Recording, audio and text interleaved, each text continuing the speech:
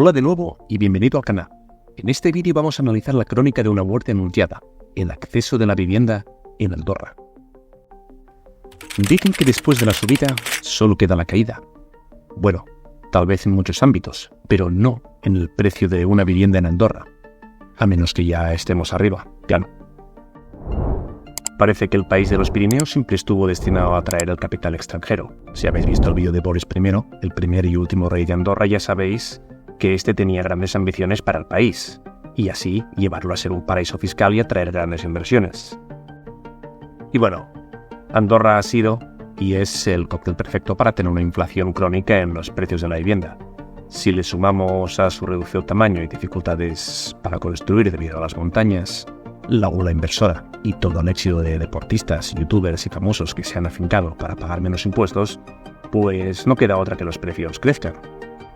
Y no nos olvidemos que Andorra es un país con un alto valor añadido para el turismo. Aproximadamente unos 4 millones de turistas pernoctan en Andorra durante un año, un valor que no ha dejado de ir creciendo en los últimos 10 años.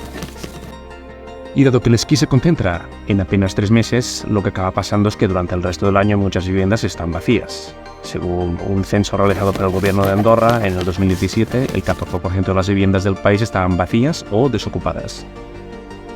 ¿Y qué piensa de todo esto el andorrano promedio? Pues a nivel de dato curioso, os diré que en Andorra vive más gente con nacionalidad extranjera que andorrano. ¿Te imaginas que en España vivieran 24 millones de extranjeros? De los 81.588 habitantes del Principado en 2022, solo 38.000 son andorranos. El resto tienen otras nacionalidades, siendo la mayoritaria españoles con 20.000 habitantes, 3.500 franceses, 9.000 portugueses y 10.000 de otros lugares del mundo. Y todo esto nos lleva a finales de 2023, en donde las autoridades andorranas modificaron la normativa inmobiliaria para prohibir temporalmente a los extranjeros comprar propiedades y establecer un impuesto sobre toda la compra de propiedades por extranjeros que podría llegar a alcanzar el 10%. Pero ojo, estamos hablando de extranjeros no residentes. En el caso de la gente que ya tenga el permiso de residencia, como por ejemplo los youtubers o streamers, no deberían tener problema alguno en seguir comprando e invirtiendo. Y me gustaría parar el vídeo aquí, para poder reflexionar sobre el tema y tal vez en unos meses volver a tratarlo. ¿Está muriendo Andorra precisamente por culpa de su propio ADN? ¿Se convertirá en las próximas décadas en la nación con el metro cuadrado más caro de Europa?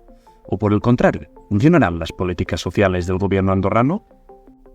Me gustaría saber qué piensas al respecto, así que voy a leer todas las opiniones que dejéis en los comentarios. Muchas gracias por ver el vídeo y no te olvides de suscribirte al canal si te gustan estos temas.